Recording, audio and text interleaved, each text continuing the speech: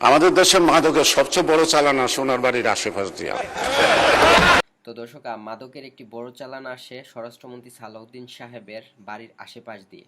আর এরকম একটি মন্তব্য করেছেন ঢাকা ৩ আসনের সংসদ সদস্য গুহেশ্বর চন্দ্র রায়। তো চলুন আমরা ভিডিওটা দেখি। আমাদের দেশের মাদকের সবচেয়ে বড় চালান সোনার বাড়ির আশেপাশ দিয়া। কক্সবাজার টেকনাফ।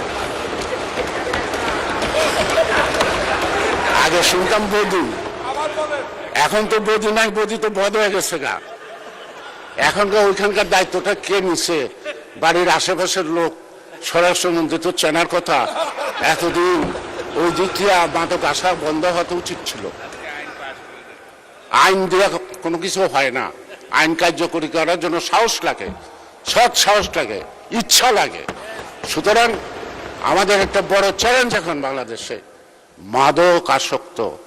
এই আমার এলাকায় মানে ঢাকা ৩ একটা হসপিটালের সাইনবোর্ড লেখা আছে।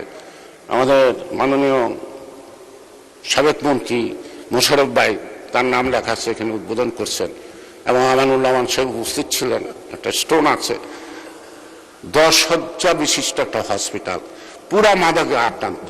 মানে রুগীও নাই, ডাক্তারও নাই, দারোয়ানও নাই, মাঝে মাঝে খুন হয়। একটা নির্বাচনী এলাকার মধ্যে 10 শয্যা বিশিষ্ট একটা হসপিটাল আছে।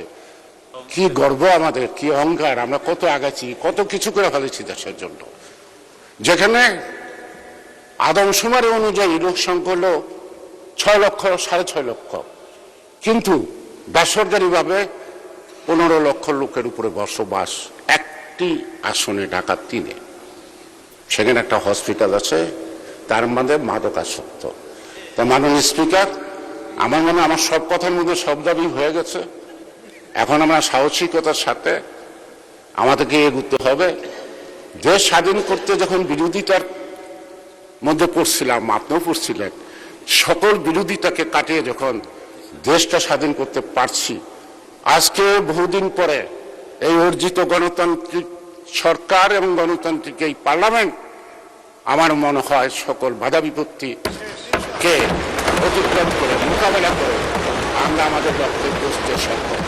তো দর্শক, এই ছিল ভিডিও। তো আপনিও কি সংসদ সদস্য গুহেশ্বর চন্দ্র রায়ের সাথে একমত কিনা কমেন্ট সেকশনে জানাবেন। তো ওনার কথাটা আমার খুব ভালো লাগছে। তো ভিডিওটা শেয়ার করতে আসলাম। আর এরকম ভিডিও পেতে হলে চ্যানেলটি সাবস্ক্রাইব করে রাখবেন। ধন্যবাদ।